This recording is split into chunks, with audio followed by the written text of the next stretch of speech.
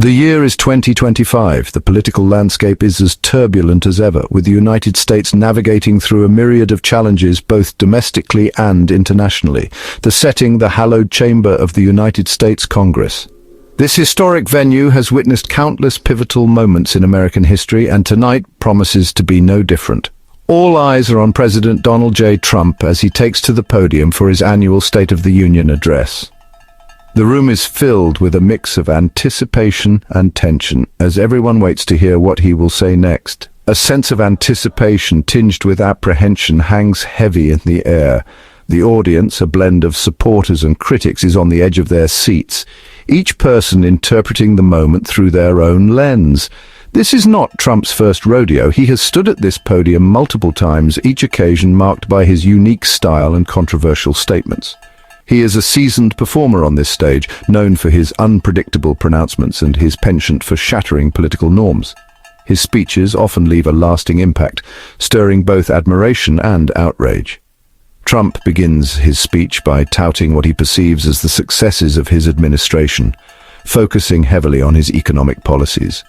He highlights job growth, stock market highs, and trade deals as evidence of his effective leadership. He paints a picture of a resurgent America, a nation invigorated by his leadership. His words are crafted to inspire confidence and patriotism among his supporters. His words find a receptive audience among his Republican allies who erupt in cheers at regular intervals. Their enthusiastic response underscores their unwavering support for the president. However, the Democrats remain largely unconvinced, their faces etched with skepticism and disapproval. They sit in stark contrast to the jubilant Republicans, a visual representation of the nation's deep political divide. This stark visual contrast underscores the deep political divisions that continue to plague the nation. The room is a microcosm of the broader societal rifts that have only grown wider in recent years. Trump's speech, rather than bridging this chasm, seems to widen it, highlighting the ideological fault lines that run through the heart of American society. His rhetoric, while galvanizing his base, often alienates those on the other side of the political spectrum. The scene is set for a night of high drama and political theater, a quintessential Trumpian spectacle playing out on the world stage. As the night unfolds, the nation watches, divided yet united in their attention to the unfolding drama. A recurring theme in Trump's address is his commitment to what he calls fair trade. This concept of fair trade, according to Trump, is about ensuring that American businesses and workers are not taken advantage of by foreign competitors. He often emphasizes the need for a level playing field where American products can compete without the disadvantage of unfair practices by other countries. This translates in practice to a continuation of his signature policy, tariffs.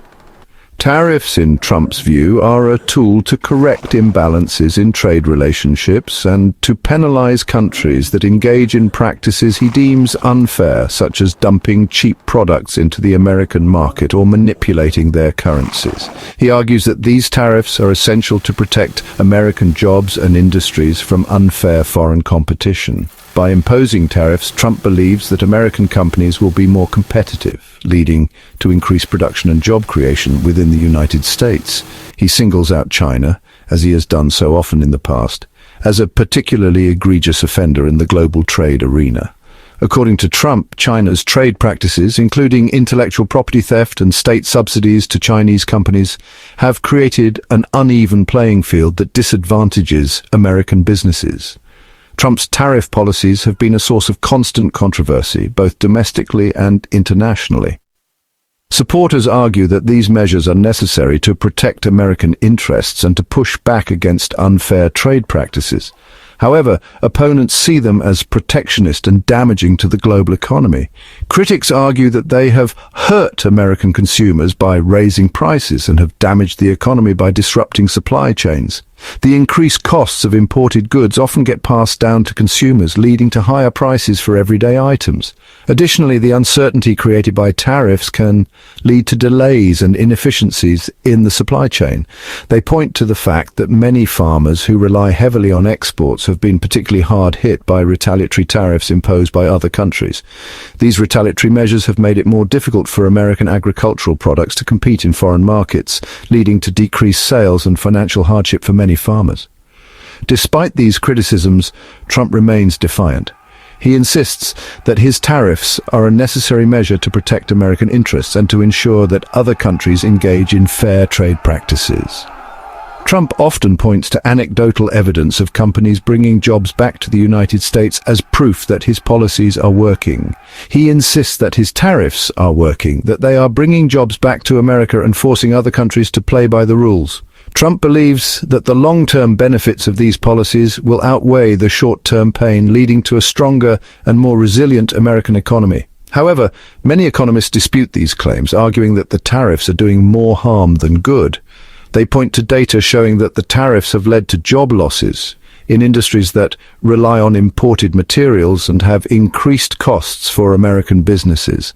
The debate over tariffs is likely to continue to rage on, a microcosm of the larger debate over globalization and its impact on the American worker. As the world becomes increasingly interconnected, finding a balance between protecting domestic industries and participating in the global economy remains a complex and contentious issue.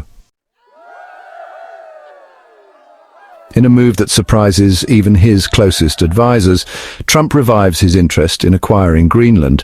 He argues that the island, a self-governing territory of Denmark, is of vital strategic importance to the United States. He suggests that its location in the Arctic makes it a key outpost in an increasingly contested region. Trump's previous attempts to purchase Greenland were met with ridicule and derision from both Denmark and the international community. The Danish government has repeatedly stated that Greenland is not for sale. Trump's renewed interest in the island is likely to be seen as yet another example of his unorthodox and often tone-deaf approach to foreign policy. The geopolitical implications of Trump's Greenland gambit are unclear. Some analysts believe that it could further escalate tensions with Russia, which has been increasing its military presence in the Arctic. Others see it as a distraction from more pressing foreign policy challenges. Regardless of the outcome, Trump's interest in Greenland is a stark reminder of his unpredictable and often transactional approach to international relations. In another historical revisionist claim, Trump asserts that the United States was gifted the Panama Canal. This statement, delivered with Trump's characteristic swagger, is met with audible gasps from the audience. The sheer audacity of such a claim leaves many in disbelief, as it starkly contrasts with the well-documented history of the canal. The history of the Panama Canal is long and complicated, but to characterize it as a gift is a gross oversimplification. The canal's construction was a monumental engineering feat involving years of labor, significant financial investment, and the lives of thousands of workers. The United States played a significant role in the construction of the Panama Canal in the early 20th century. This involvement was driven by strategic and economic interest, aiming to create a faster maritime route between the Atlantic and Pacific Oceans. However, this involvement was not without controversy. The US orchestrated a revolution in Panama to facilitate the canal's construction, leading to Panama's independence from Colombia. It involved military intervention, political maneuvering, and the exploitation of Panama's resources and people. Thousands of laborers, many from the Caribbean, worked under harsh conditions, facing disease and dangerous working environments. To reduce this complex history to a simple act of generosity is to ignore the nuances and injustices that have long plagued US-Panama relations. The canal was not a gift, but a product of geopolitical strategy and human toil. Trump's mischaracterization of the Panama Canal's history is likely to further strain relations with Panama and other Latin American countries. Such statements can undermine diplomatic efforts and fuel resentment. It also raises questions about his understanding of or willingness to acknowledge the complexities of US foreign policy in the region. The history of the Panama Canal is a testament to the intricate and often contentious nature of international relations. His statement serves as a reminder of his tendency to distort history to fit his own narrative, a pattern that has become all too familiar during his time in office. This revisionist approach not only distorts the past but also has real implications for present and future diplomatic relations. Sometimes in the grand tapestry of events, a brief mention can echo for years. What might seem like a fleeting comment can often hold the weight of unresolved issues, lingering just beneath the surface. This is one of those moments where the words spoken today may very well shape the crises of tomorrow. It's a reminder that the past is never truly behind us, and the future is always listening. Across the United States, Democratic protests erupted in response to Trump's speech. Many saw it as a political theater, a spectacle designed to distract from pressing issues. Critics argued that the rhetoric was inflammatory, while supporters felt it was a necessary call to action. The nation seemed divided, with each side firmly entrenched in their beliefs. Over in Europe, reactions to Trump's address were mixed. Some leaders expressed concern over the tone and content, fearing it might strain international relations. Others, however, saw it as a bold move, appreciating the straightforward approach. The European public, much like their American counterparts, found themselves split on the issue. Trump's speech, lengthy and detailed, was both a marathon and a sprint. It covered a wide range of topics, from domestic policies to international affairs. The delivery was intense, aimed at rallying his base and persuading undecided voters. But the question remains, did it succeed in its goal, or did it simply add fuel to an already raging fire? In the days following the speech, the political landscape was charged with debate. Supporters praised the clarity and conviction, while detractors decried the divisiveness. Analysts began dissecting every word, looking for deeper meanings and potential impacts. The speech, regardless of one's stance, left an indelible mark on the political discourse. So hit that subscribe button, ring the bell for notifications, and let's turn the page on a new adventure together. Get ready to experience books like never before, only on VBook 360. Like, comment, and share to support the channel and keep the video magic alive. Thank you for stopping by. And remember, every video has a story, and every story deserves to be shared. See you in the next video.